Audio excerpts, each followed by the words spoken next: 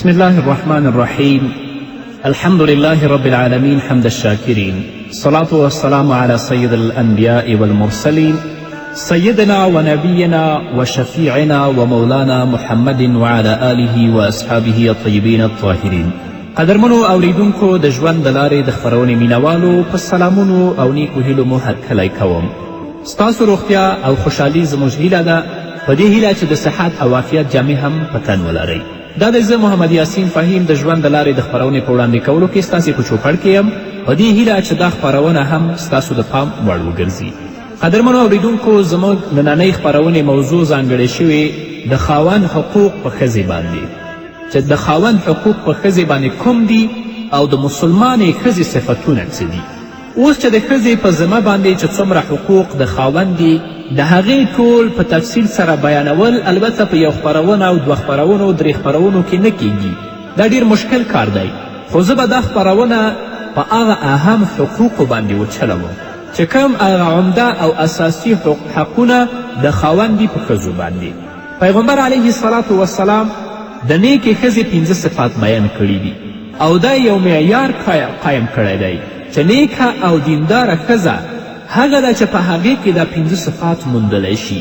په هغې ښځې کې چې دا 5 صفات چې پیغمبر علیه الصلاة والسلام موږ ته په خپل احادیثو او لارښوونو کې بیان کړي، په هغې کې دا صفات نه وي، نو هغه ښځه کامله او مؤمنه مسلمانه ښځه نشي کیدلی.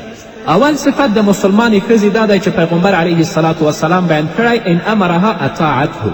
د ټولو نه اول سبق مسلمانې لور ته محمد رسول الله صلی الله علیه وسلم دا ورکړی که ستا د ژوند ملګری ستا خاوند تا ته څه حکم درکوي هغه اطاعت کوه، خو دا په دې شرط باندې چې په کوم سی باندې د ستا خاوند تا ته امر کوي د هغه شي نه الله رب العزت ته نه وي منع کړي. نو که د خاوند په اطاعت کولو کې د الله حکم ماتېده نو بیا د خاوند اطاعت جائز نه دی. مثلا خاوند ښځې ته وایي چې ته د نامحرمه سړو سره کینه، او یا د ګناه په مجلس کې شرکت وکړه، په دې باندې مجبوره کړي، یا بې پردې ته د کور نه بهر ووځه، نو په داسې قسمه د ګناه په کارونو کې د ښځې اطاعت د خاوند نه دا لازمي نه دی، بلکې ښځه به په داسې کارونو کې د خپل خاوند نه سرغړونه کوي. لا طاعت للمخلوق فی معصیت الخالق. خو زما خویندو، د دې خبرې پوره کوشش کوئ چې د خپل خاوند هر جائز خبره تاسې ومنئ، د هغه د منشا مطابق د وخت تیرولو کوشش کوئ، د خپل ټول سکون، ټول قربان، یعنی خپل چین او سکون ټول د خپل خاوند نه تاسې قربان کړئ. بیا تاسې وګورئ چې په ښځه او خاوند کې څنګه محبت پیدا کیږي. بیا لکه څنګه چې متل دی فرمایي بیا به یک جان و دو قالب وي، یو دماغ او 2 جسمونه به وي، یوه بیماری او 2 علاجونه به وي، یوه پریشانی او 2 دعا غوښتونکي به وي، یو کار او 2 سوچونه به وي، یو غم او 2 برداشت کوونکي به وي، یوه خوشحالي او 2 خندیدونکي به وي. نو ښځې ته دا پکار ده چې د خاوند د خوشحالېدو سره خوشحالي زده کړي، د هغه د غم سره غمجن کیدل زده کړي. دا نه چې کله خاوند غمجن وي او دا پیخان دي، او دا هم نه چې کله خاوند خوشحاله وي او دا غمجنه وي، بلکې د خاوند خوشحالېدلو سره د خوشحالي زده کړي او د هغه د غم سره د غمجن کیدل زده کړي. حضرت ابودردا رضی الله عنه خپلې ښځې ته نصیحت کوي او ورته وایي که زه دې ناراضه وکتم نو راضي کومې، او که ته مې ناراضه وکتلې تا به زه راضي کوم. نو قدرمنو اوریدونکو، محمد رسول الله صلی الله علیه وسلم د ښځې اولینی صفت دا بیان کړی دی که خاوند هغې ته څه حکم وکړي نو هغه د خپل خاوند حکم مني، ځکه چې الله رب العزت خاوند مشر او امیر مقرر کړی دی او ښځه یې ماموره کړې ده. لکه چې فرمایي الرجال قوامون علی النساء، سړي په ښځو باندې نگران او منتظم دي. له بده مرغه نن په دنیا کې دا پروپاګنډ دی چې ښځه محکومه جوړه کړې شوې، سړي دپاره برتري قایمه کړې شوې، ښځه قیدي او بندي ده. حالانکه مسلمانانو ورونو، خبره صرف د پوهېدو ده چې موږ پوه شو چې اصل واقعیت څه دی. پیغمبر علیه الصلاة والسلام دا فرمایي چې کله تاسې په یو سفر کې روانیږئ 2 کسه 3 کسه، نو ځان ته به په هغه سفر کې یو امیر او یو مشر ټاکئ چې ستاسې د سفر انتظام وکړي چې ډېر لنډ سفر هم وي. دا خو لا پرېږده چې په یو کورنۍ کې ډېر یو اوږد سفر او یو اوږد ژوند تیروي. نو دلته خامخا یو امیر او یو مشر ته ضرورت شته دی. که په دې کورنۍ کې مشر او امیر نه وي نو په دې کورنۍ کې به ډېره سخته بدنظمي راشي او روزانه به په دې کورنۍ کې پریشانی او غم وي. نو صرف دلته د سړي قوام یا د سړي مشرتوب په ښځې باندې د انتظام دپاره دی، دا نه چې په هغه په کور کې محکومه وي او هغه په کور کې بندي او قیدي وي. او که په کور کې ښځه مشره شي یا په ټولنه کې ښځه مشره وي، رسول الله فرمایلي لن یفلح قوما ولو امرهم امرأة، هغه قوم به هیڅ چیرې کامیاب نشي چې د هغو مشره هلته ښځه اوسیږي، یا دا مطلب چې خپلو امورو مشره یوه ښځه جوړه کړې وي. همدارنګه محمد رسول الله صلی الله علیه وسلم فرمایلی اذا کان امراؤکم خیارکم، چې کله ستاسو امیران په ستاسو کې د ټولو نه غوره وي، و اغنیاؤکم سمحاؤکم، او ستاسو مالداران خلک سخیان وي، و امورکم شورا بینکم، او ستاسې کارونه په خپل منځ کې مشورې سره پوره کیږي، فظهر الارض خیر لکم من بطنها، نو بیا د ځمکې شا ستاسو دپاره ډیره غوره ده د ځمکې د خیټې او د منځ نه. او همدارنګه فرمایي و اذا کان امراؤکم شرارکم، که ستاسې مشران د ستاسو بدترینه خلک وي، و اغنیاؤکم بخلاؤکم، او ستاسې مالداران او مشران هغه بخیلان او بدبخته وي، و امورکم الی نسائکم، و امورکم الی نسائکم، او د ستاسې امور یعنی څه مطلب د ستاسې کارونه ټول ښځو ته سپارل شوي، نو فبطن الارض خیر لکم من ظهرها، بیا د ځمکې خیټه ستاسې دپاره د ځمکې سر نه ډېره غوره ده چې تاسې په ځمکه کې هغه ډېر غوره دی ستاسې دپاره. نو قدرمنو اوریدونکو، تاسې د دې رسول الله د ویناو نه اندازه ولګوئ. هر کله چې یوه ښځه د یو وړوکي کور مشره نشي جوړېدلی، نو د پوره ملک مشر یا د پوره جامعې او د ټولنې مشره به څنګه جوړه شي. پیغمبر علیه الصلاة والسلام په بل حدیث کې د خپل فرمایي چې حضرت عایشه رضی الله عنها د رسول الله نه روایت کوي. پیغمبر علیه السلام فرمایي که ما یو انسان ته حکم ورکولی چې هغه بل انسان ته سجده وکړي، نو ما به ښځې ته حکم ورکړی وی چې هغه خپل خاوند ته سجده وکړي. لو امرت احدا ان یسجد لاحد لامرت المرأة ان تسجد لزوجها. په ښځې باندې داسې اطاعت ضروري دی چې د دې خاوند د دې قابل دی چې حتی ښځه هغه ته سجده وکړي، خو چونکه سجده غیر د الله رب العزت نه بل د چا لپاره جایز نه ده، نو د دې وجې نه داسې حکم رسول الله نه دی ورکړی. همدارنګه رسول الله صلی الله علیه وسلم په بل حدیث کې فرمایي لو ان رجلا امر امرته ان تنقل حجرا من جبل احمر الى جبل اسود ومن جبل اسود الى جبل احمر لکان حق لها ان تفعل. که یو سړي خپلې ښځې ته دا حکم ورکړی وی چې هغه دې د سور غره نه کاڼی ویسي تور غره ته او د تور غره نه دې راوړي سره غره ته، نو ښځې ته دا لازمه ده چې دا کار باید وکړي. دا رسول الله د مثال په طور باندې ارشاد فرمایلی دی. بالفرض ویلي خاوند خو هیڅکله دا کار په خپلې ښځې باندې نه کوي، دا مشقت والا کار، خو صرف رسول الله صلی الله علیه وسلم دا فرمایلی چې د ښځې اطاعت د خاوند نه دا ډیر لازم دی چې باید تل لپاره د خپل خاوند اطاعت وکړي. اوس هغه ښځه چې د خپل د خاوند اطاعت کوي، الله دې ته څه اجر ورکوي که نه؟ هر کله چې د ښځې په ذمه شریعت داسې اطاعت ایښودی، نو په دې باندې الله رب العزت هغه ته اجر و ثواب هم ډیر ورکوي. حضرت ام سلیم رضی الله عنها نه روایت دی چې نبی کریم صلی الله علیه وسلم وفرمیل کومې ښځې وفات چې په داسې حالت کې وشي چې د هغه نه د هغه خاوند راضي وي، نو هغې ته جنت واجب دی، هغه به جنت ته ځي. یعنې ښځه وفات شي او د هغې نه د هغه خاوند راضي وي، هغه ښځه به الله جنت ته بیوي. او کومه ښځه چې وفات شي په داسې حالت کې چې د هغې نه د هغه خاوند ناراضه وي، نو هغه ښځه به جهنم ته ځي. دغه شان په یو بل حدیث کې رسول الله صلی الله علیه وسلم فرمایلی چې د نارینهو په نیکیو کې ښځې ته هم حصه میلاویږي. یعنی کم نیک کارونه چې نارینه کوي، الله رب العزت به د هغو په ثواب کې زنانه هم شریکوي. حضرت اسما بنت یزید رضی الله عنها د نبی کریم صلی الله علیه وسلم په خدمت کې حاضره شوه او د قاصد په طور رسول الله ته ویل چې زه د ټولو د ښځو نماینده تاسو ته راغلی یم، او داسې رسول الله ته وفرمایل چې بېشکه الله رب العزت تاسې ښځو او نارینهو ته نبی او پیغمبر راستولی یاستئ، خو کومه چې موږ ښځې یاستو هغه موږ په تا باندې او پر الله رب العزت باندې ایمان راوړی دی، خو موږ ښځې په کورنیو کې پابندې یو او زموږ سړي په موږ باندې خپل خواهشات پوره کوي. د دوی اولادونه موږ په خپلو خېټو کې اوچته وو. د دې ټولو خبرو باوجود سړي بیا هم د ډیرو ثوابونو لایق دی یا د ډیرو ثوابونو په کارونو کې زموږ نه وړاندې دي، ځکه چې هغوی د جمعې منځونه کوي، جنازې ته ځي، د مریضانو عیادت کوي، جهاد کوي، حج کوي او عمرې کوي، او موږ د دوی په کورنیو کې د دوی د مال او د دوی د بچیانو حفاظت کوو. آیا الله رب العزت به موږ ته کوم ثواب راکړي که نه؟ د دې ښځې دا عجیبه او ناشنا سوال پیغمبر علیه الصلاة والسلام واورید. پیغمبر علیه الصلاة والسلام د صحابه و کرامو په طرف متوجه شه او داسې وفرمیل آیا تاسو د دین په باره کې د دې ښځې نه زیات ښه سوال د چا نه تاسو اورېدلی؟ صحابه و کرامو رضوان الله تعالی علیهم اجمعین وفرمیل چې د الله رسوله موږ ته خو هم خیال نه و چې یوه ښځه دې داسې سوال وکړی شي. دا خو لا پرېږده چې د دې تصور موږ هم نه کوو.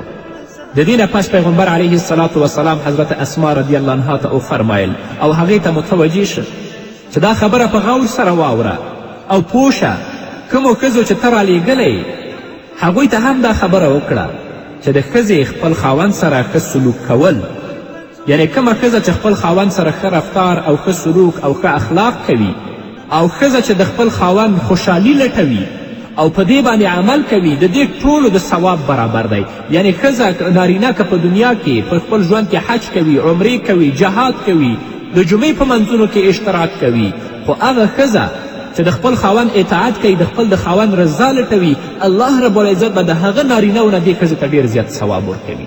خو له بده مرغه چې نن توسه پورې باندې موږ په معاش د خپل کورني ژوند باندې پوه نه شو، هغه زموږ د جهالت سبب دی. الله رب العزت دې په موږ باندې رحم وکړي. د نیکې او مسلمانې ښځې دویم صفت چې پیغمبر علیه الصلاة والسلام بیان کړی دی هغه دا دی چې ان نظر الیها سرته. دویم صفت د مسلمانې ښځې او نیکې ښځې دا دی که خاوند هغې طرف ته وګوري نو هغه خوشحاله کړي، یعنی خاوند یې په کتلو خوشحاله کیږي. یعنی دا ښځه خپل رنګ روغن په شرعي حدودو کې دننه داسې ساتي چې هغه خاوند ته خوښ وي، داسې ډول او سنګار کوي کوم چې خاوند ته خوښ وي او خاوند یې خوښوي. خو له بده مرغه چې په دې سنګار او آرایش کې نن ښځې په دوه غټو غلط فهمیو کې غورځېدلي دي. لومبنۍ غلط فهمي دا کیږي چې بعضې ښځې په کورونو کې ډول او سنګار نه کوي، په کورونو کې خو د نوکرانو په شان اوسیږي، لکه د مزدورانو په شان خیرینې خیچنې او ډېرې مردارې جامې اغوندي، ویښته او غیره نه جوړوي، خو کله چې د بهر وځي کوم ځای ته میلمه روانوي نو ښه بیا سنګار کوي. حالانکه قدرمنو اوریدونکو په ښځه باندې د خاوند دا حق دی چې دا ښځه د خاوند دپاره باید سنګار وکړي. دویمه غلط فهمي د ښځو دا ده او اکثرې ښځې په دې کې مبتلا دي، هغوی چې کم آرایش یا سنګار کوي نو د شرعي حدودو نه هغوی تیریږي، او دا د دیو سنګار چې کوم د اسلام په مقدس دین کې د خاوند دپاره هغه اسلام اجازه ورکړي د هغو نه خبره تیروي، جایز او ناجایز، حلال او د حرامو پروا اصلا نه کوي. مثلا بعضې ښځې داسې فیشن خوښوي چې د خپل نوکان ډېر زیات لویوي او د خپل د نوکونو حفاظت شروع کوي، بیا د هغو ساتنه کوي تر دې چې دا نوکان پرېږده چې د نوکانو نه چاړې او چاپان جوړیږي. حالانکه د نوکانو پرې کول او د هغو د حکم د ټول د پرې کولو حکم د ټولو نه افضله خبره ده. باید چې په یو هفته کې پرې کړي، او که نه وي د یو هفتې په منځ کې 15 ورځو کې، او آخري موده یې 40 ورځې ده. که څوک د 40 ورځو نه بره نوکان ساتي هغه اشد ګنهګار دی. درېیمه غلط فهمي د ښځو دا ده چې ځینې ښځې په نامه د سنګار باندې د خپل ویښته کټ کوي او ځان مشابه کوي د سړو سره، او حال دا چې محمد رسول الله صلی الله علیه وسلم په داسې سړو باندې لعنت ویلی دی او په داسې ښځو باندې لعنت ویلی. کوم سړي چې ځان مشابه کوي د ښځو سره یا کومه ښځې چې ځان مشابه کوي سړو سره، رسول الله په دواړو باندې لعنت ویلی دی. دغه شان بعضې ښځې د ښایست حاصلولو دپاره خپلې وریځې نرۍ کوي، خپلې وریځې اړوي او په غاښونو کې فاصله پیدا کوي. حال دا چې په داسې کولو باندې محمد رسول الله صلی الله علیه وسلم په داسې ښځو باندې لعنت ویلی دی. همدارنګه په بعضې ښځو کې دا مرض پیدا شوی دی چې ډېرې نرۍ جامې اغوندي او په سر باندې د خپل ویښته راټول کړي، هغه ټول په یو ځای کې وتړي. او رسول الله صلی الله علیه وسلم د دې ښځو په هکله ویلي دي هغه ښځې چې لنډې او تنګې جامې اغوندي او د خپل د سر ویښته راټولۍ ټول په یو ځای کې تړي د زینت دپاره، رسول الله ویلي چې دا ښځې به جنت ته هم داخل نشي او د جنت بوی به هم د دې پوزو ته ورنشي. نو قدرمنو اوریدونکو باید چې زموږ هر کار د اسلام چوکاټ دننه وي او کومه لاره چې الله رب العزت او محمد رسول الله صلی الله علیه وسلم موږ ته راښودلې د هغه مطابق موږ عمل وکړو. دا نه چې زموږ کارونه د اسلام د چوکاټ نه بهر شي چې هغه اسلامي حقوق چې خاوند په ښځه باندې لري هغه حقوق په غضب او په لعنت د الله رب العزت باندې بدل شي. الله رب العزت دې موږ ته هدایت وکړي. دریم د نیکې ښځې صفت چې پیغمبر علیه الصلاة والسلام بیان کړی دی چې وین اقسم علیها ابرته، که خاوند یو داسې کار قسم وخوري چې د هغې پوره کول ښځې سره متعلق وي نو د هغه ښځه دا قسم باید پوره کړي ورته. خاوند قسم خوري په یو کار باندې چې زه به دا کار کوم او هغه کار مربوط دی تر ښځې پورې، نو ښځې مسلمانه ښځې دپاره دا مناسب دی چې د خپل خاوند په خپل قسم کې باید بری وګرځي، هغه خانس نه کړي. دا د نیکې مسلمانې ښځې صفت دی. مثلا خاوند دا خبره کوي چې زه به 15 کسه نن په کور کې میلمه کوم، هغو ته به ښه ډوډۍ ورکوم، نو دا ښه ډوډۍ خو تیاروي ښځی تیاروي، نو دا د نیکې او مسلمانې ښځې صفت دی باید چې د خپل خاوند د هغه په قسم کې امین او بری وګرځي، خانس یې نه کړي. دا نه چې ته یو څه وایي او د خپل ښځه تا ته بل څه وایي چې ستاسې ټول ژوند به په ناخوالي او بدبختي او په مصیبت کې تیریږي. څلورم صفت د مسلمانې ښځې پیغمبر علیه الصلاة والسلام داسې بیان کړی وان غاب عنها نصحته فی نفسها و مالها. د نیکې ښځې څلورم صفت دا دی چې د خاوند په غیابت کې چې خاوند یې په کور کې نه د خپل ځان د عزت او د خاوند د مال حفاظت وکړي. چې خاوند یې په کور کې نه دی باید د خپل عزت هم وساتي، د خپل د خاوند عزت هم وساتي، او کومه مال او دارایی چې خاوند په کور کې پرېښې ده باید د هغې حفاظت هم وکړي. دا نه چې کله خاوند یې په کور کې نو هغه په کور کې پردم کوي، سترم کوي، او چې کله خاوند په کور کې نه نو بیا بې پردګي اختیار کړي. او داسې نه چې خاوند په کور کې د هغه مال ته لاس نه وړي، او چې کله خاوند د کوره وځي نو په ناجایزه طریقې باندې په حرامه طریقې باندې د خپل خاوند مال هر ظرف ته دا مصرفوي. ځکه پیغمبر علیه الصلاة والسلام فرمایي المرأة راعیة فی بیت زوجها، ښځه د خپل د خاوند د کور نګرانه ده او دا مسئوله ده. پنځم صفت د مسلمانې ښځې پیغمبر علیه الصلاة والسلام داسې بیان کړی دی. د نیکې ښځې پنځم صفت دا ده چې د خپل خاوند د دینداري او ایمانداري فکر کوونکي وي. تل لپاره په دې تلاش کوي چې زما خاوند څنګه دینداره مسلمانه او با ایمانه وي. د هغه د منځونو د هغه د روژو د حلال او د حرام فکر کوونکي وي. پیغمبر علیه الصلاة والسلام په حدیث کې صحابه و کرامو رسول الله نه پوښتنه وکړه. پیغمبر علیه السلام حدیث کې فرمایي صحابه و کرام رسول الله نه پوښتنه وکړه چې کوم مال ډېر غوره دی؟ نو رسول الله صلی الله علیه وسلم وفرمیل د ټولو نه بهترین مال هغه ذکر کوونکې ژبه ده، او د ټولو نه بهترین مال هغه شاکر زړه دی چې هغه شکر وباسي، او داسې ایمان والا مسلمان والا ښځه ده چې هغه د خاوند مدد کوي د هغه په ایمان باندې. که خاوند لمونځ نه کوي ښځه تل په دې تلاش کوي چې هغه مانځه ته وهڅوي. که خاوند روژه نه نیسي نو تل لپاره ښځه دې کوشش کې ده چې خپل خاوند روژې طرف ته وهڅوي. که خاوند په منکراتو او په فحشاو کې گرفتاري، ښځه تل لپاره دا کوشش وکړي چې خپل خاوند د منکراتو او د فحشاو نه بچ کړي. نو دا مسلمانه ښځه ده. الله رب العزت دې موږ ته توفیق راکړي چې کومه ژوند د ښځې او د خاوند په منځ کې دی هغه د اسلام د چوکاټ دننه وي چې الله رب العزت زموږ نه راضي شي. او ښځه باید د خپل خاوند ډېر خیال وساتي. هغه خاوند چې هغه د اسلام په امورو به پابند وي. هوښیار سړی تل لپاره کوشش کوي چې له ګناهګارانو نه لرې اوسي، په داسې حال کې چې ګناهګار سړی د بل ګناهګار په لیدلو سره سمدستي په ګناه کې اخته کیږي. یو ګناهګار که د ګناه نه توبه هم ویستی وي، خو چې کله فاسدو سره یو ځای شه نو د هغو یو ځای کېدلو سره سمدستي دا هم په ګناه کې اخته کیږي.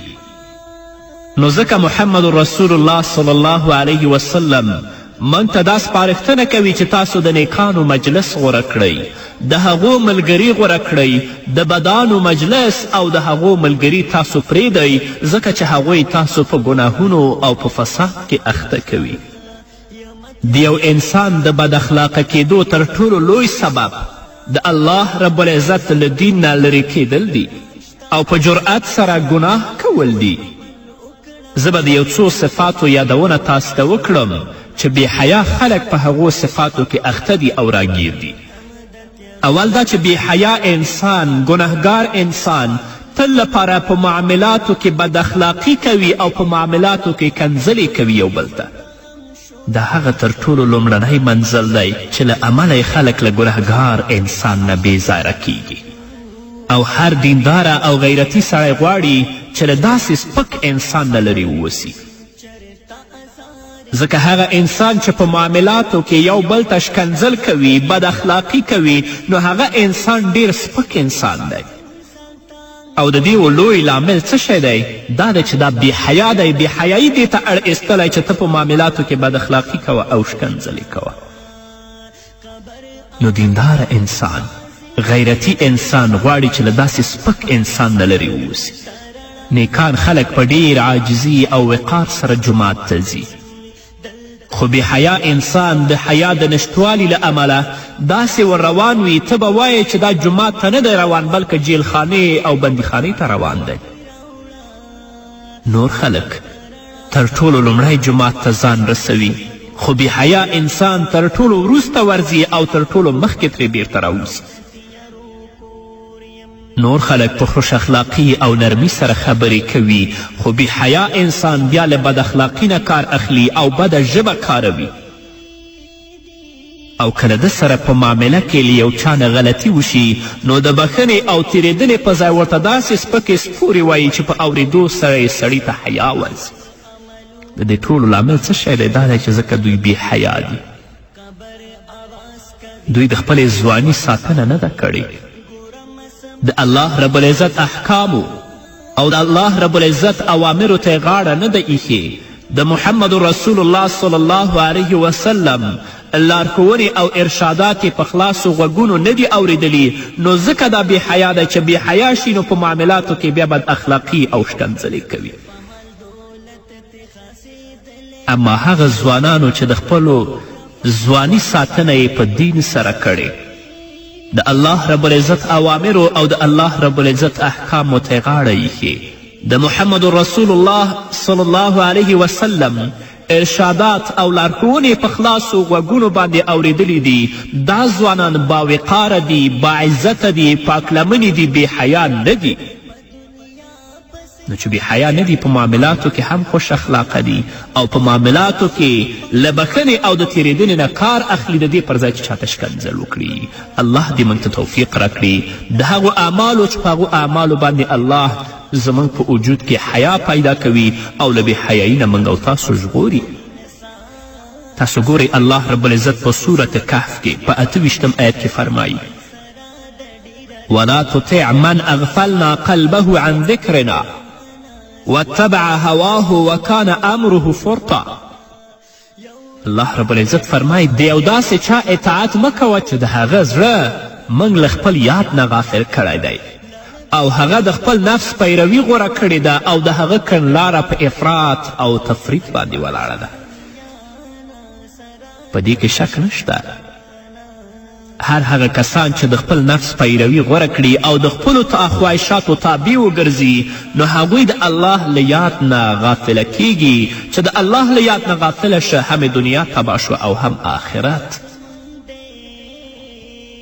الله رب العزت بل مثال ورکوي په صورت ملک کې 22 آیت کې: افمن یمشي مکبا علی وجهه اهدا امن یمشي سویا علی صراط مستقیم.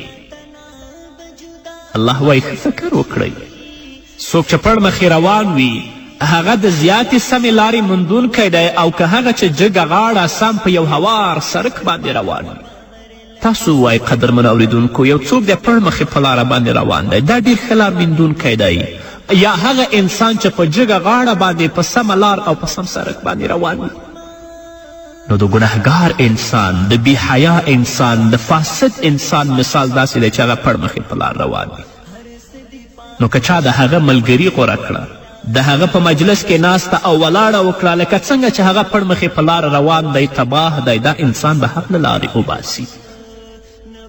او د نیکبخته انسان، د هغه انسان مثال چې هغه د الله د اوامرو او د الله د احکامو پابند دی، د محمد رسول الله صلی الله علیه وسلم د سنتو پابند دی، د رسول الله صلی الله علیه وسلم ارشادات په خلاصو غوږونو مني او اوري. د هغه مثال داسې دی لکه چې په جګه غاړه باندې په سمه لار باندې روان وي، نو خامخا به د هدف ته رسیږي. نو که تاسو د داسې انسان مجلس غوره کړئ او د دوی په مجلسونو کې ګډون وکړئ، د دوی خبرې واورئ، د دوی ملګري غوره کړئ، لکه څنګه چې دوی حق ته رسیدلی دي، انشاءالله د دوی په ملګرتیا به الله رب العزت تاسو هم حق ته ورسوي. نو درنو ځوانانو، خویندو او ورونو، راشئ د نیکانو په مجلسونو کې ګډون وکړئ. د الله رب العزت د دین په مجلس کې ګډون وکړئ. په هغه مجلسونو کې ګډون وکړئ چې هلته د الله د دین خبره کیږي. د هغو کسانو ملګرتیا غوره کړئ چې هغوی تاسو ته د الله دین رسوي او د الله دین درته بیانوي.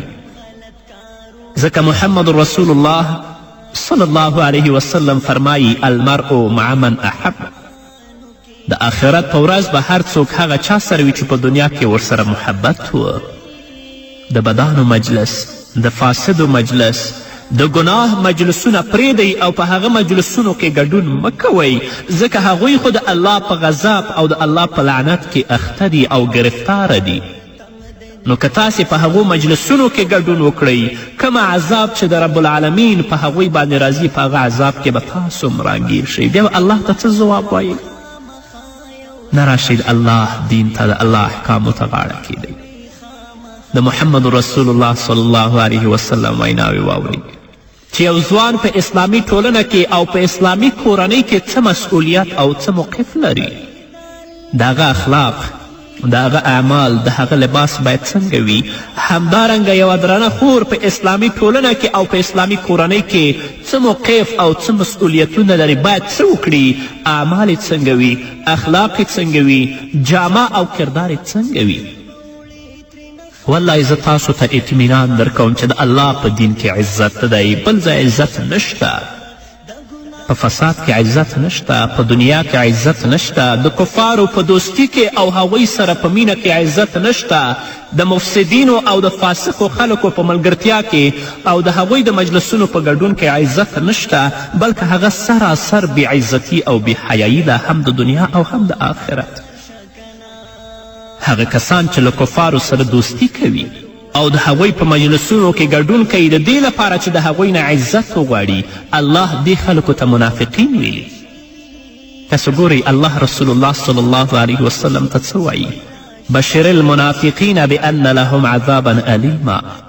ای پیغمبره زیری ورکړه منافقینو ته چې دوی لپاره دردناک عذاب دی. اوس منافقین الله موږ ته راپېژني څوک دي؟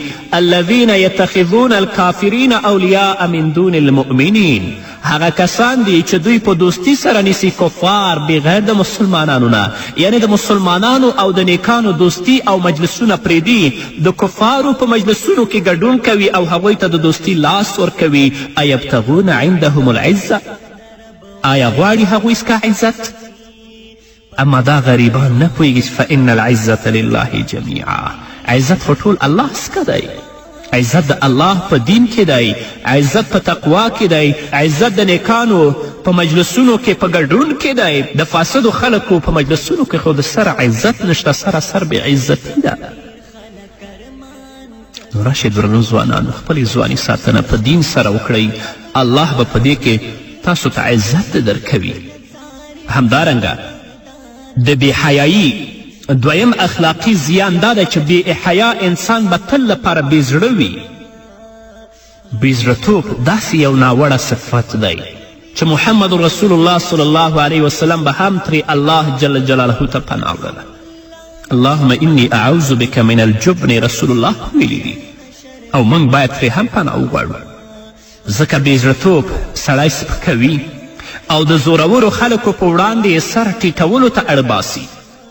خو حقیقت دا دی قدرمنو اوریدونکو چې د الله رب العزت رښتیني بندگان هیڅکله د الله له دښمنانو څخه نه ویریږي او د الله د دین په بیانولو کې د هیڅ چا د ملامتي پروا نه کوي.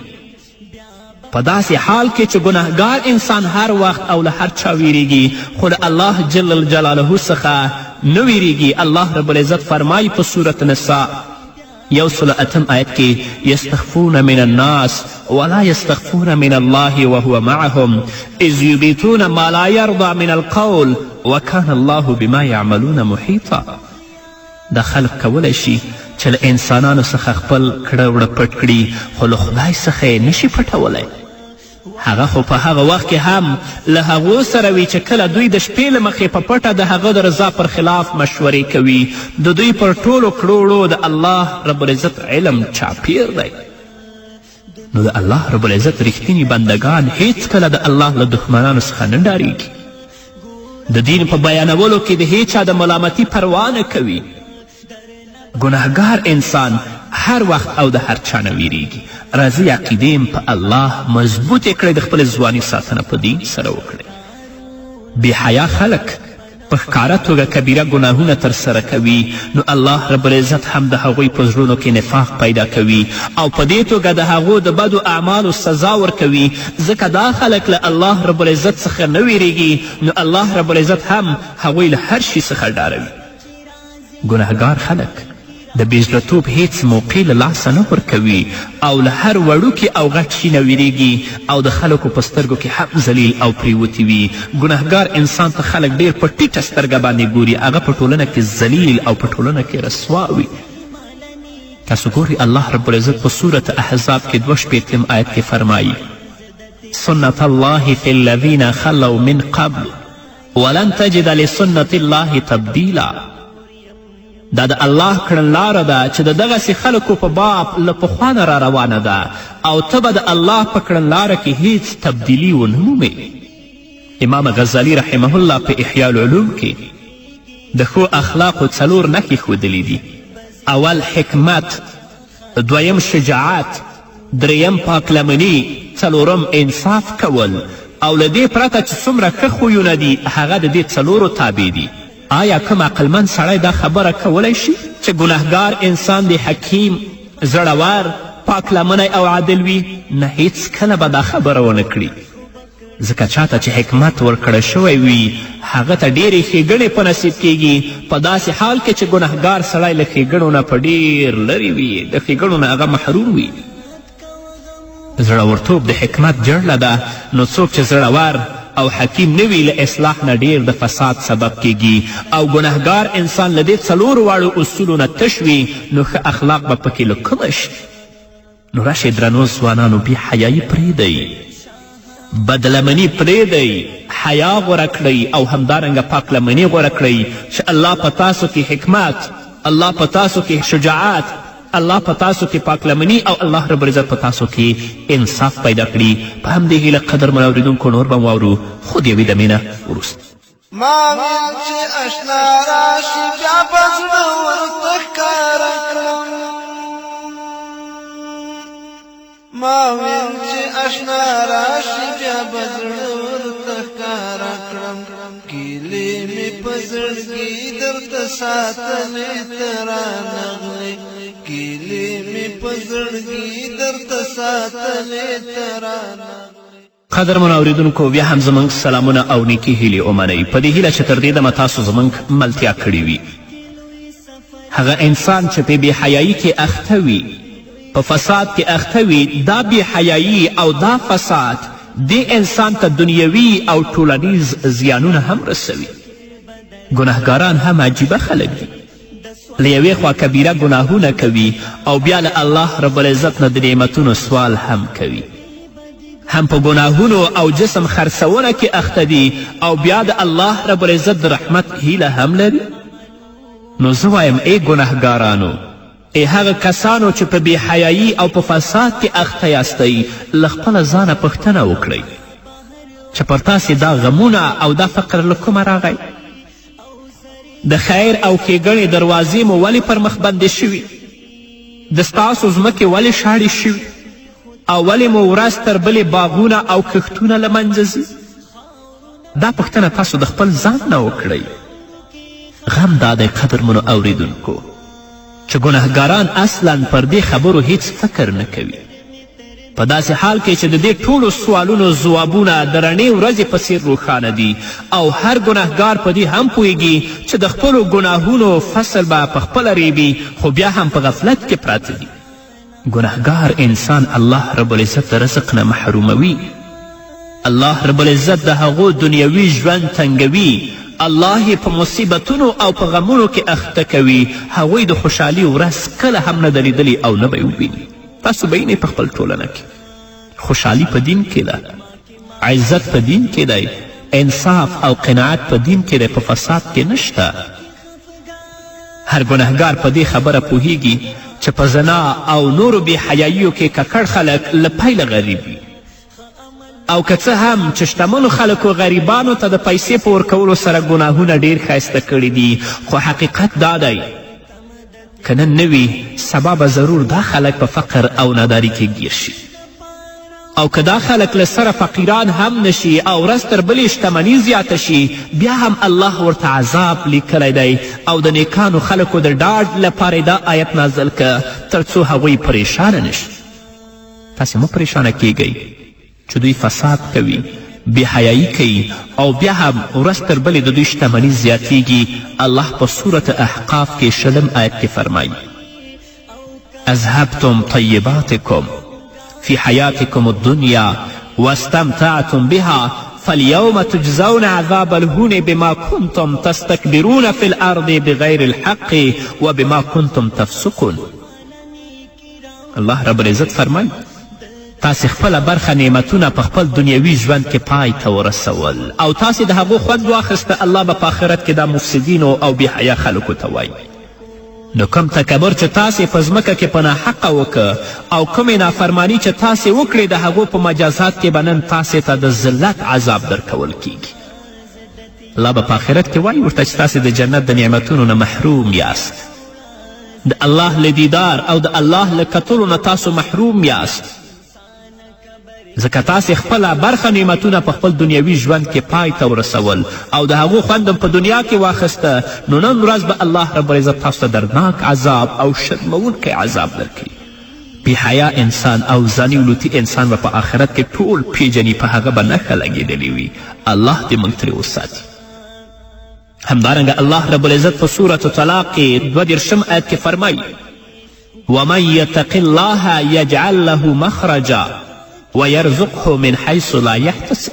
څوک چې له الله نه په ویرېدو کار وکړي، الله به د هغه لپاره له ستونزو نه د وتلو کومه لار پیدا کړي، او هغه ته به له داسې لارې نه روزي ورکړي چې هغه لورې ته د هغه ګمان هم نه رسیږي.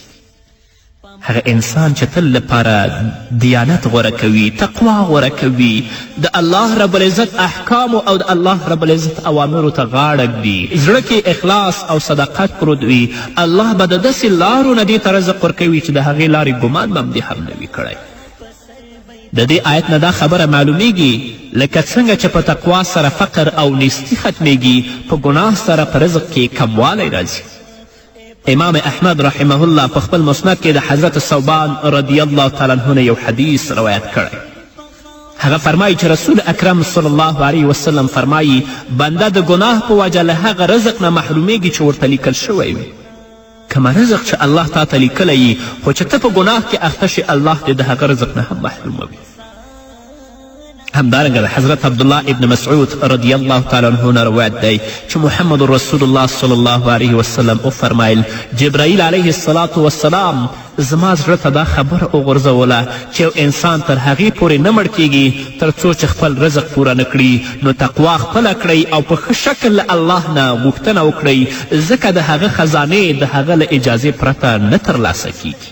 نو د خپل رزق په تقوا سره غوره کړئ چې الله رب العزت تاسو ته ورسوي، ځکه کومه رزق چې الله تاسو ته لیکلی وي، که تاسو په ګناهونو کې اخته شئ، الله رب العزت د هغه رزق نه تاسو محروموي.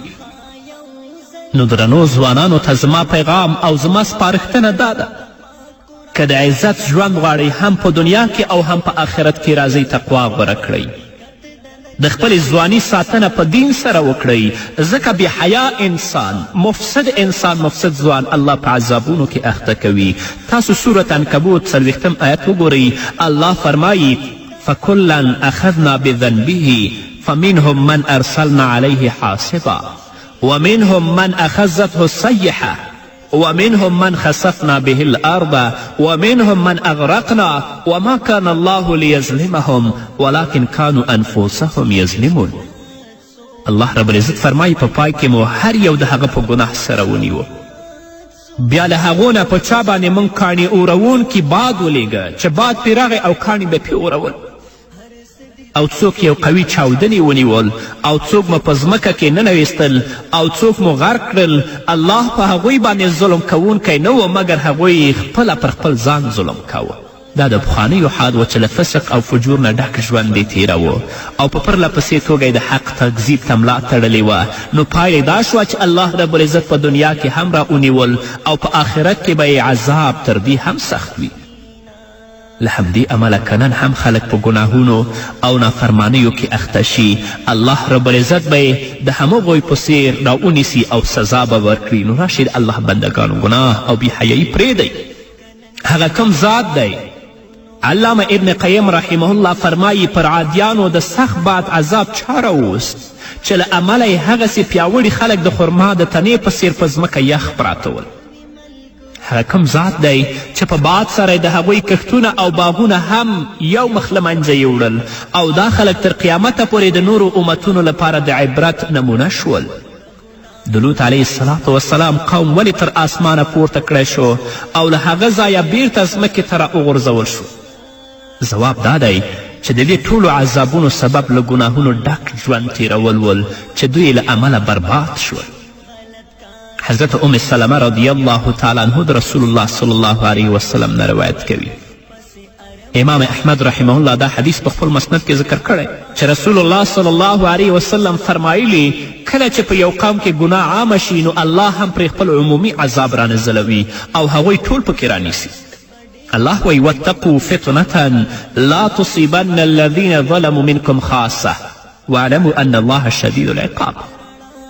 الله فرمایي چې تاسو د الله د فتنې او د عذاب نه ویریږئ چې کله هغه راشي یوازې هغه کسان نه نیسي چې ظلم یې کړی بلکې ټول راګیروي او په دې هم پوه شي چې الله سخت عذاب کوونکی دی.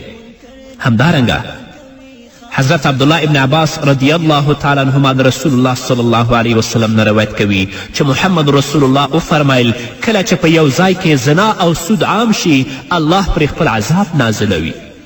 نن په خپل ټولنه کې بېحیایي ته وګورئ، په خپلې ټولنه کې د خلکو سودي معاملو ته وګورئ، د هغوی د بدبختي او د فساد له امله الله موږ په عذاب کې گرفتار کړي یو. الله موږ باندې مصیبتونه راوستي، یا الله دوی ته هدایت وکړي.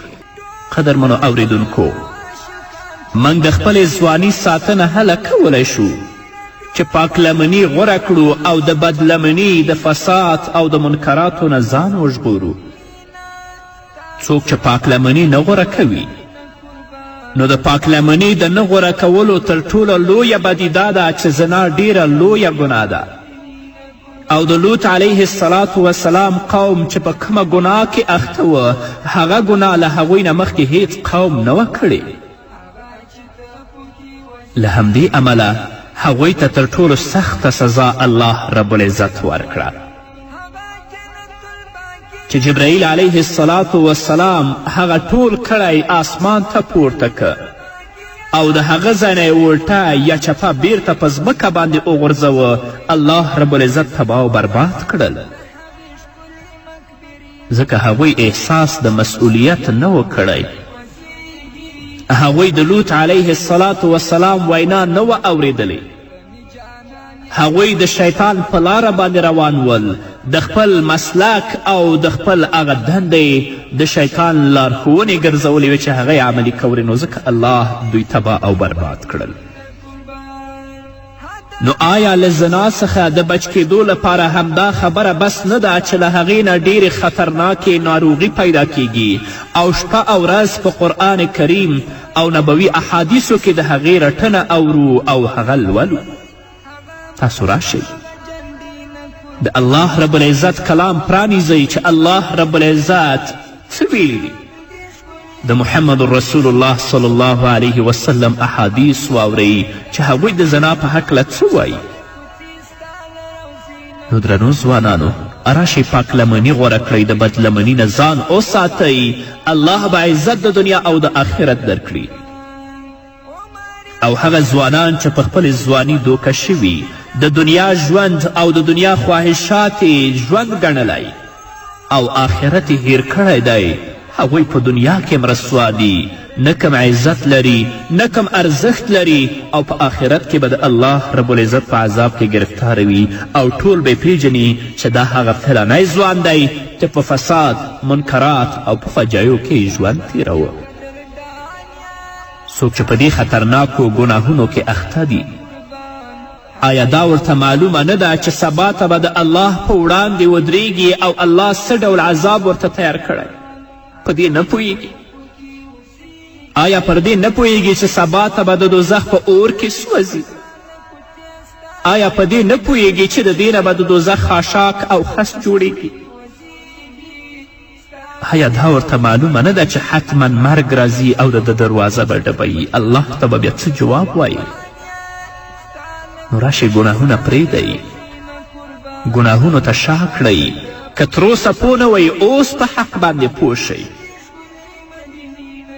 الله ته ریښتینې توبه وباسئ تر څو چې الله رب العزت ستاسو ګناهونه معاف کړي او هغه مسئولیت چې یو ځوان په اسلامي ټولنه کې د مسلمان په صفت باندې لري هغه تاسو ادا کړئ. یو شاعر خپل نفس ته خطاب کوي او وایي ای نفسه، آیا هغه وخت نه دی راغلی چې ځان پوه کړم او ګناهونه پرېږدم؟ بد کارونه په ډیر شوق سره کوم خو نیک کارونه له زړه څخه نه بلکې په شنه زور یې ترسره کوم. تر ټولو لوی جاهل هغه دی چې د خپلې هرې نفسي غوښتنې پیروي کوي. راتلونکې ورځ له عبرت نه ډکه ورځ ده او که سړی غواړي چې عبرت واخلي نو مرګ تر ټولو لوی عبرت دی. یو وار په مرګ ته خپلو سترګو کې وګرځوه. شپې چې کله د خپل بستر ته ورځې او هلته ویده کیږې داسې وګڼه چې زه به نن شپه مرم، الله رب العزت حضور کې به درېږم، زه به الله ته څه ځواب وایم؟ یو وار خو د مرګ نه عبرت واخله. نو ګرانه ځوانه، راشه د الله رب العزت پیغام واوره، د محمد رسول الله صلی الله علیه وسلم پیغام واوره. په دین باندې د خپلې ځواني ساتنه وکړه، په قرآن باندې د خپلې ځواني ساتنه وکړه. دا نه چې د خپله ځواني په دې کې مصرف کړې چې په ټوله ورځ او په ټوله شپه په منکراتو، فجایو او بدبختیو کې اخته او د خپل نفس او د خپلو خواهشاتو تابعدار ګرځېدلی. نه، علامه ابن تیمیه رحمه الله فرمایي کم خلک چې د اخلاقي فساد نه ځان نه بچ کوي او په ګناهونو کې ډوب وي، الله رب العزت ورته جاهل، ناپوه او په نشه کې ډوب ویلی دي. الله رب العزت د لوط علیه السلام د قوم په اړه فرمایي په سورة نمل کې 55 آیت کې بل انتم قوم تجهلون. حقیقت دا دی چې تاسې سخت د جهالت کار کوئ او په جهالت و ناپوهي کې پراته یاستئ. همدارنګه الله رب العزت په سورة حجر کې 82 آیت کې فرمایي لعمرک انهم لفی سکرتهم یعمهون. الله رسول الله صلی الله علیه وسلم ته فرمایي ستا په روح قسم ای پیغمبره، په هغه وخت کې پر هغوی یوه نشه غوندې راغلې وه چې په هغې کې هغوی له صده وتلي ول، عقلونو یې کار پریښی و. همدارنګه الله رب العزت په سورة هود کې 88 آیت کې فرمایي الیس منکم رجل رشید. آیا په تاسې کې څوک هوښیار سړی نشته چې دا زما خبرې واوري؟ همدارنګه الله رب العزت په سورة یاسین کې فرمایي ولو نشاء لتمسنا على اعینهم فاستبقوا الصراط فانا یبصرون. الله وایي که موږ وغواړو نو د دوی سترګې به پوښلې هوارې کړو، مخ به یې ټول هوار شي، سترګې به څټ طرف ته راشي، بیا د دوی د لارې خواته په ځغاستلو وګوري، څنګه به دوی لار وویني، لار نشي لیدلی. همدارنګه الله رب العزت په سورة اعراف کې 84 آیت کې فرمایي فانظر کیف کان عاقبة المجرمین. الله فرمایي چې تاسې خو هغو قومونو ته وګورئ چې هغوی جرم کړی و، د هغوی انجام او د هغوی عاقبت څنګه شو. هغوی داسې مجرمین ول، د الله یې نه وه اورېدلې، د الله د رسول یې نه وه اورېدلې، نو الله رب العزت په هغوی باندې د خپل عذابونه راوستل، تباه او برباد یې کړل، نیست و نابود یې کړل. تاسو خو یو وار د هغو واقعیتونه او د هغو قیسې ولولئ چې ولې الله هغوی تباه کړل. نن ورځ چې په مصیبتونو کې، په بدبختیو کې او په کړاوونو کې مسلمانان په اسلامي ټولنه کې راګیر دي. دې مسلمانانو الله هیر کړی، د الله وینا یې هیره کړې، د محمد رسول الله صلی الله علیه وسلم لارښوونې هیرې کړې دي. نو الله ځکه دوی په مصیبتونو او په فتنو کې ګیر کړي. الله فرمایي ان الله لا یغیر ما بقوم حتی یغیروا ما بانفسهم. همدارنګه الله رب العزت په سورة شمس کې 9 آیت نه تر 10 آیت پورې فرمایي قد افلح من زکاها وقد خاب من دساها. الله فرمایي هغه چا چې د خپل نفس تزکیه یې وکړه، د خپل د خواهشاتو تابع نشه، پاک لمني یې غوره کړه، په رښتیا سره هغه بری وموند. او هغه کسان چې د خپلو خواهشاتو او د خپلو هواو تابعداران شول، د خپلو نفوسو تزکیه یې ونه کړه، هغوی ناکام او برباد شول. یعنی ناکام شو هغه څوک چې هغه یې لاندې پټ که. شیخ سعدي رحمه الله فرمایي له خاورې سره د نفس ګډولو معنا دا ده چې سړی خپل ځان په ګناهونو او بدبختیو کې اخته کړي. نو که غواړئ درنو ځوانانو چې د خپلو نفسونو تزکیه وکړئ او الله رب العزت څخه په آخرت کې په اوچته غاړه باندې ودرېږئ، نو راشئ بدلمني پرېږدئ، پاکلمني غوره کړئ. ځکه هغه کسان چې په بدبختیو او په بدلمنیو کې اخته دي، الله رب العزت د هغه نسل دغسې فاسد روزي. محمد رسول الله صلی الله علیه وسلم فرمایي 3 کسان داسې کسان دي چې د آخرت په ورځ به الله رب العزت ورسره خبرې نه کوي او الله رب العزت به دوی ته د رحمت په نظر باندې نه ګوري. همدارنګه الله رب العزت دوی د ګناه نه پاکوي او دوی لپاره دردناک عذاب دی. په دې 3 کسانو کې یو کس هغه بوډا زناکار دی چې ګیره سپینه شوې، اما بیا هم د فحشا او د بدبختیو او د ګناه نه لاس نه اخلي. د سپینې ګیرې نه الله رب العزت حیا کوي، اما دا فاسق په داسې بدبختیو کې اخته دی چې د خپلې سپینې ګیرې او سپین تار نه حیا نه کوي، بیا هم په فساد کې اخته دی. نو بوډا زناکار چې په فساد او په فتنه او په بدبختیو کې اخته یي، الله به د آخرت په ورځ ورسره خبرې نه کوي. الله رب العزت به د رحمت په نظر باندې هم ورته نه ګوري او نه به د ګناهونو نه پاکوي، بلکې د الله په عذاب او په لعنت کې به ګرفتاروي. همدارنګه جابر بن عبدالله رضی الله تعالی عنه د رسول اکرم صلی الله علیه وسلم نه روایت کوي، فرمایي چې محمد رسول الله وفرمایل زه پر خپل امت باندې له دې خبرې نه ډیر ویریږم چې په هغوی کې د لوط علیه الصلاة وسلام د قوم ګناه خپره نه شي. څه حالات، څه په بدبختیو کې اخته یو.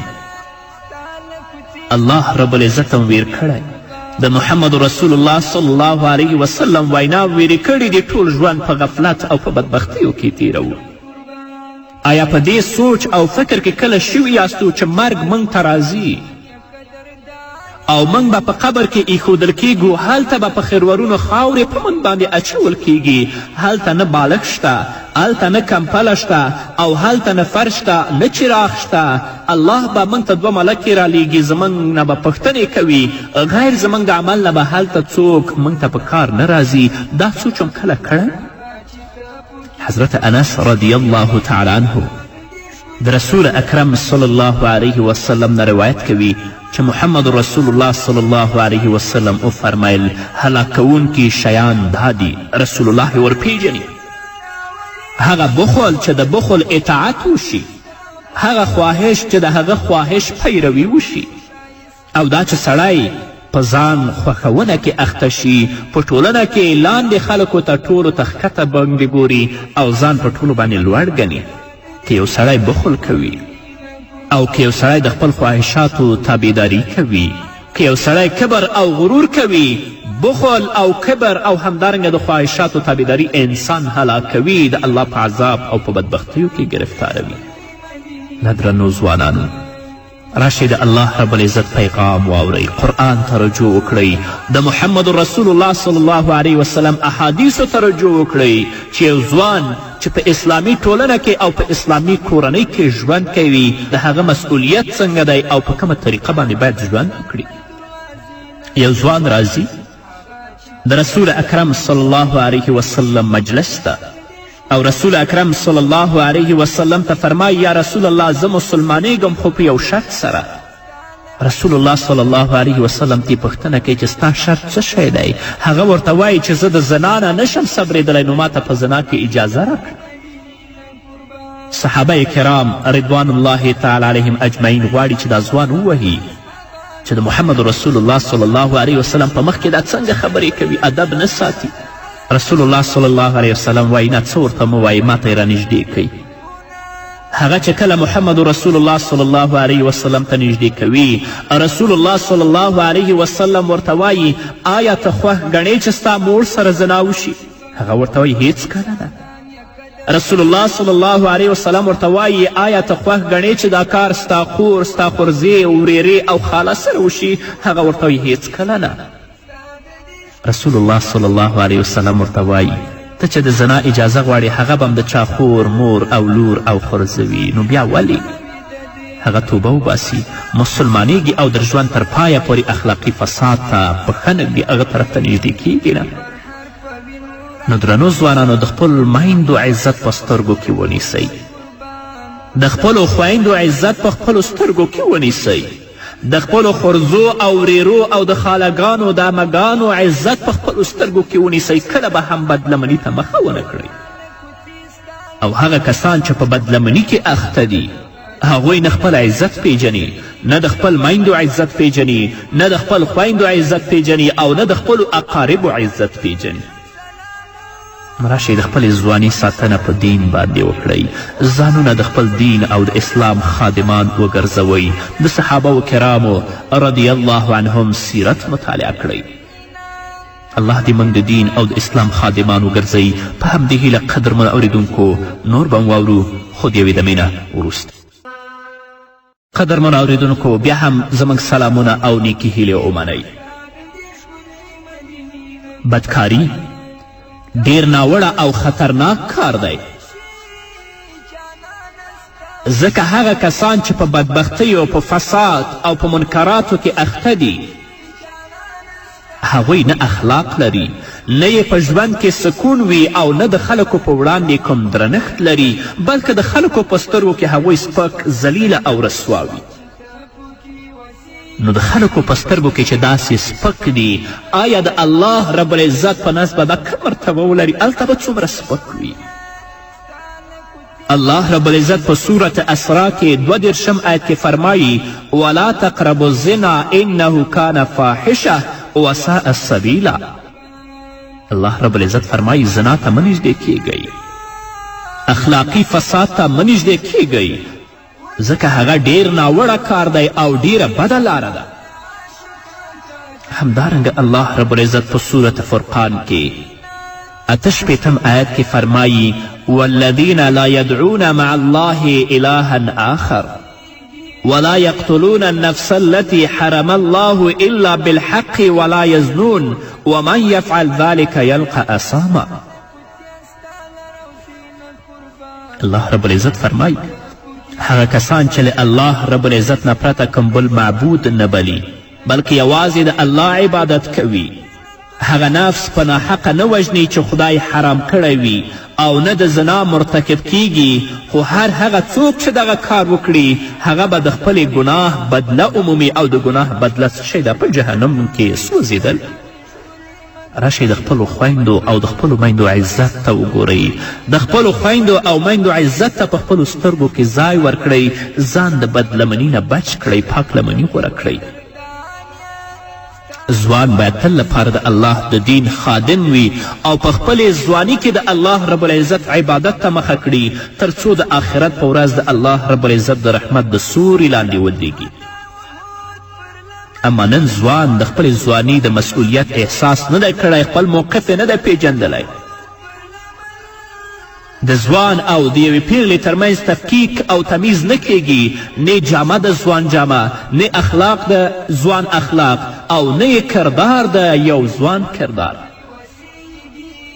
په غاړه کې ځوانانو د ښځو په شان لاکتونه اچولي، په لاسونو کې ځوانانو د ښځو په شان بنګړي او کړۍ اچولي دي. دا خو لا پرېږده چې ځینې مخنثانې بیا د خپل ویښته راټولوي او د ښځو په شان په هغه کې قیتاک یا په هغه کې تار تړي. دا ستا ځواني ده، دا ستا عزت دی، دا ستا مروت دی، نه ته ډېر بېغیرته یې، د خلکو په سترګو کې ډېر سپک یې که دا کارونه کوي. له حضرت سلمه بن قیس رضی الله تعالی عنه نه روایت دی چې رسول الله صلی الله علیه وسلم راته د 4 خبرو نصیحت وفرمایل. اول دا چې له الله رب العزت سره شرک مه کوه. دویم دا د کم سړي قتل چې الله حرام کړی وي هغه مه وژنه. دریم بدکاری او زنا مه کوه، دې ته مه نږدې کیږه. څلورم دا غلا مه کوه. دا د محمد رسول الله صلی الله علیه وسلم نصیحت دی. وایه وړه چې د دنیا او د آخرت ژوند دې ښایسته شي او که د دې ونه دې مخ واړوو هم په دنیا کې ذلیل او هم په آخرت کې. حضرت عبدالله ابن عمر رضی الله تعالی عنه د محمد رسول الله صلی الله علیه وسلم من پوښتنه کوي یا رسول الله تر ټولو لویه ګناه کومه ګناه ده؟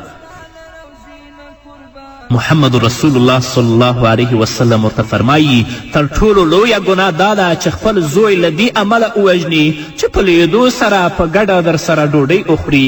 عبدالله ابن عمر رضی الله تعالی عنه بیا ترې وپوښتل تر هغې وروسته کومه ګناه لویه ده؟ محمد رسول الله صلی الله علیه وسلم وفرمیل دا چې د خپل ګاونډي له ښځې سره اخلاقي فساد وکړي. نو که د رسول اکرم صلی الله علیه وسلم ویناو ته متوجه شو او د الله رب العزت کلام ته متوجه شو او وابورو چې الله او د الله رسول د زنا او د بدلمني په هکله باندې څه وایي.